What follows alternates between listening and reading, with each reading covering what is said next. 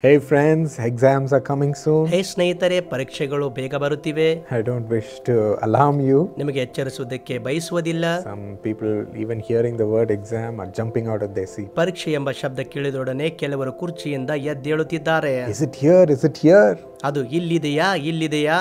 My friends, don't worry. ನನ್ನ ಸ್ನೇಹಿತನೇ, ಭಯಪಡಬೇಡಿ. God is on our side. ದೇವರು ನಮ್ಮ ಪಕ್ಷದಲ್ಲಿದ್ದಾರೆ. Someone mighty is on our side. ಸರ್ವಶಕ್ತನು ನಮ್ಮ ಪಕ್ಷದಲ್ಲಿದ್ದಾನೆ. I know some of you have asked in secret before God, I want to achieve so many marks, Lord. ನಿಮ್ಮಲ್ಲಿ ಅನೇಕರು ನಾನು ಬಹಳ ಅಂಕಗಳನ್ನು ಪಡೆಯಬೇಕೆಂದು ರಹಸ್ಯವಾಗಿ ಕರ್ತನಲ್ಲಿ ಬೇಡುತ್ತಿದ್ದೀರಿ. Even though you didn't want to share it with your friends, ನಿಮ್ಮ ಸ್ನೇಹಿತರೊಂದಿಗೆ ನೀವು ಹಂಚಿಕೊಳ್ಳಲು ಬಯಸಲಿಲ್ಲ. you're asking God. ದೇವರಿಗೆ ಕೇಳುತ್ತಿದ್ದೀರಿ. God will empower you. ದೇವರು ನಿಮ್ಮನ್ನು ಬಲಗೊಳಿಸುವನು. Because we're not here to rely on our studying power. ನಮ್ಮ ವ್ಯಾಸಂಗದ ಶಕ್ತಿಯ ಮೇಲೆ ನಾವು ಆತುಕೊಂಡಿಲ್ಲ.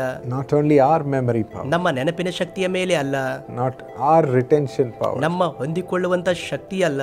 But by the power of God's Spirit. ದೇವರ ಆತ್ಮನ ಬಲದಿಂದಲೇ He will work in you. ಆತನು ನಿಮ್ಮಲ್ಲಿ ಕಾರ್ಯ ಮಾಡುವನು. Some of you might be comparing yourselves with others. ನಿಮ್ಮಲ್ಲಿ ಬೇರೆಯವರಿಗೆ ಕೆಲವರು ಹೋಲಿಕೆ ಮಾಡಿಕೊಳ್ಳುತ್ತಿರಬಹುದು. And say, I can never beat her. ಆಕೆಗಿಂತ ಹೆಚ್ಚಾಗಿ ನಾನು ಪಡೆಯುವುದಿಲ್ಲ. Look at the way she's studying. ಆಕೆ ವ್ಯಾಸಂಗ ಮಾಡುವ ರೀತಿ ನೋಡಿ. Look at her special knowledge. ಆಕೆ ವಿಶೇಷ ಜ್ಞಾನ ನೋಡಿ. How can I beat her? ನಾನು ಹೇಗೆ ಮಾಡಬಹುದು? And you might be feeling so discouraged. ನೀವು ಬಹಳ ಒತ್ತಡಕ್ಕೆ ಒಳಗಾಗಿರಬಹುದು. Low on confidence. ಭರವಸೆಯಲ್ಲಿ ಕಡಿಮೆ ಇರುವುದು. That you don't even want to study. ನೀವು ವ್ಯಾಸಂಗ ಮಾಡೋದಕ್ಕೆ ಬಯಸುವುದಿಲ್ಲ. My friends, ನನ್ನ ಸ್ನೇಹಿತರೆ, don't worry about all of them. ಆ ಎಲ್ಲರ ಕುರಿತಾಗಿ ಚಿಂತೆ ಮಾಡಬೇಡಿ.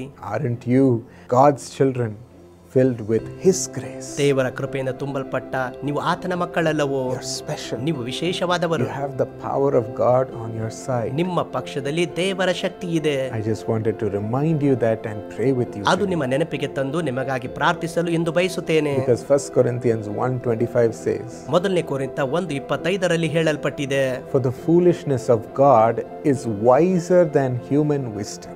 ದೇವರ ಬುದ್ಧಿಹೀನತೆಯು ಮನುಷ್ಯನ ಜ್ಞಾನಕ್ಕಿಂತಲೂ ಹೆಚ್ಚಾಗಿದೆ.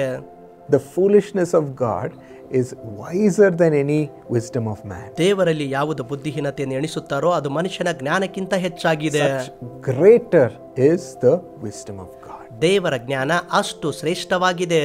And Colossians says, in Jesus are the treasures of wisdom and knowledge. ಕೊಲೊಸ್ಸೆಯಲ್ಲಿ ಹೇಳಲ್ಪಟ್ಟಿದೆ, ಯೇಸುವಿನಲ್ಲಿಯೇ ಜ್ಞಾನದ ನಿಧಿ ಇದೆ. As Jesus comes into your heart, ನಿಮ್ಮ ಹೃದಯದಲ್ಲಿ ಯೇಸು ಬರುವಾಗ you have the grace to receive such wisdom and knowledge. ಅಂತ ಜ್ಞಾನ ತಿಳುವಳಿಕೆ ಹೊಂದುವಂತ ಕೃಪೆ ನೀವು ಹೊಂದಿದ್ದೀರಿ. His wisdom, ಆತನ ಜ್ಞಾನ, which is greater than human wisdom. ಅದು ಮನುಷ್ಯನ ಜ್ಞಾನಕ್ಕಿಂತ ಹೆಚ್ಚಾದುದು. Shall we claim this and pray right now? ಇದನ್ನು ಘೋಷಿಸಿ ಈಗಲೇ ಪ್ರಾರ್ಥನೆ ಮಾಡಿಕೊಳ್ಳೋಣವೇ? Call upon His grace. ಆತನ ಕೃಪೆಗಾಗಿ ಕೂಗಿರಿ. Give me your wisdom, Lord. ದೇವರೇ ಜ್ಞಾನ ಕೊಡು. Empower your children, Lord. ಕರ್ತನೇ, ನಿನ್ನ ಮಕ್ಕಳನ್ನು ಬಲಪಡಿಸು. Let us not be disappointed, Master. ಅವರು ನಿರಾಶರಾಗದಿರಲಿ ಯಜಮಾನನೇ. Let us not lose our confidence. ಅವರು ತಮ್ಮ ಭರವಸೆ ಕಳೆದುಕೊಳ್ಳದಿರಲಿ. Be afraid of anything or anyone, Lord. ಯಾರ ಕುರಿತಾಗಿ ಯಾವುದರ ಕುರಿತಾಗಿ ಅವರು ಭಯಪಡದಿರಲಿ. Strengthen your children, Lord. ನಿನ್ನ ಮಕ್ಕಳನ್ನು ಬಲಪಡಿಸು. Give them the power that is within you. ನಿನ್ನಲ್ಲಿರುವ ಜ್ಞಾನ ಅವರಿಗೆ ಕೊಡು. Wisdom that is yours. ನಿನ್ನ ಜ್ಞಾನ, The wisdom with which the whole world was created. ಇಡೀ ಲೋಕವನ್ನು ಸೃಷ್ಟಿಸಿದ ನಿನ್ನ ಜ್ಞಾನ.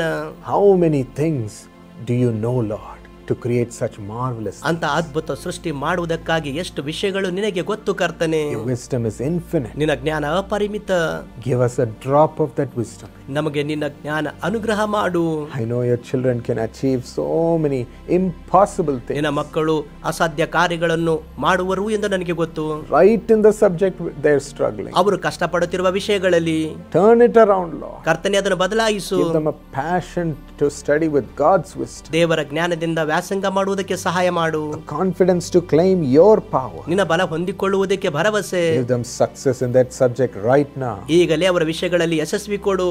Turn around the results in their favor. ಅವರ ಪರವಾಗಿ ಅವರ ಫಲಿತಾಂಶ ಬರಲಿ. Make them toppers, Lord. ಉನ್ನತ ಶ್ರೇಣಿಯಲ್ಲಿ ಅವರು ಬರಲಿ. Make them toppers, Lord. ಉನ್ನತ ಶ್ರೇಣಿಯಲ್ಲಿ ಬರಲಿ. Right now we bind every power of addiction. ಎಲ್ಲ ಚಟಗಳ ಶಕ್ತಿ ಈಗಲೇ ಯೇಸುವಿನ ನಾಮದಲ್ಲಿ ಬಂಧಿಸುತ್ತೇವೆ. Lord, let us study with a zeal to do great things for you. ನಿನಗೋಸ್ಕರ ದೊಡ್ಡ ಕಾರ್ಯಗಳು ಮಾಡುವಂತಹ ವ್ಯಾಸಂಗದ ಆಸಕ್ತಿ ಕೊಡು. To honor you. ನಿನ್ನನ್ನು ಸನ್ಮಾನಿಸುವ ಹಾಗೆ. Lord, let them overcome every temptation. ಕರ್ತನೇ, ಎಲ್ಲ ಶೋಧನೆಯನ್ನು ಅವರು ಜಯಿಸಲಿ. And study and perform in a great measure. ದೊಡ್ಡ ಮಟ್ಟದಲ್ಲಿ ವ್ಯಾಸಂಗ ಮಾಡಿ ಸಾಧಿಸುವಂತೆ ಸಹಾಯ ಮಾಡು. Help them when they write their exam. ಅವರ ಪರೀಕ್ಷೆ ಬರೆಯುವಾಗ ಸಹಾಯ ಮಾಡು. Let everything come to their memory. ಎಲ್ಲ ಅವರ ನೆನಪಿಗೆ ಬರಲಿ. Let them write quickly on time. ಬೇಗನೆ ಅವರು ಸಮಯಕ್ಕನುಸಾರ ಬರೆಯಲಿ. And present the answers beautifully, Lord. ಉತ್ತರ ಸುಂದರವಾಗಿ ಬರೆಯಲಿ. Let them receive favor in the eyes of those who are correcting their exam. ಅವರ ಪರೀಕ್ಷೆ ತಿದ್ದುವಂತವರ ಬಳಿಯಲ್ಲಿ ಅವರಿಗೆ ದಯಾನುಗ್ರಹ ಮಾಡು. Give them honor before all, Lord. ಎಲ್ಲರ ಮುಂದೆ ಸನ್ಮಾನ ಕೊಡು. Bless their future. ಅವರ ಭವಿಷ್ಯ ಆಶೀರ್ವದಿಸು.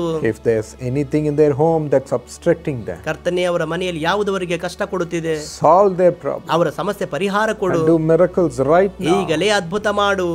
Give them peace to study. ವ್ಯಾಸಂಗ ಮಾಡುವುದಕ್ಕೆ ಶಾಂತಿ ಕೊಡು. And victory in their exams, Lord. ಅವರ ಪರೀಕ್ಷೆಗಾಗಿ ಜಯ. Shall we take this victory from the hands of Jesus? ಯೇಸುವಿನ ಹಸ್ತದಿಂದ ಈ ಜಯವನ್ನು ಹೊಂದಿಕೊಳ್ಳೋಣವೇ? Take it right now.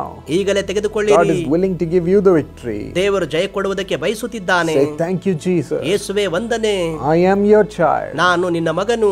I am destined to win in you, Lord. ನಿನ್ನಲ್ಲಿಯೇ ಜಯ ಹೊಂದುವುದಕ್ಕೆ ಇದ್ದೇನೆ.